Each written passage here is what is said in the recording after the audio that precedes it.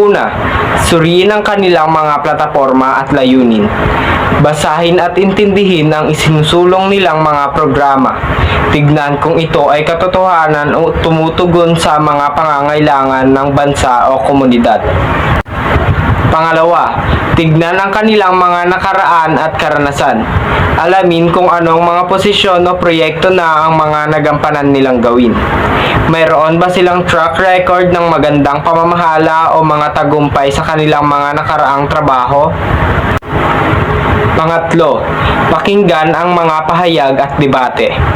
Makikita sa mga pahayag ng mga kandidato ang kanilang prinsipyo, pananaw at solusyon sa mga isyu. Mahalaga ang pagkilala sa ating mga kandidato upang makapili tayo ng mga leader na may malasakit at may kakayahang magsilbi sa ating bayan.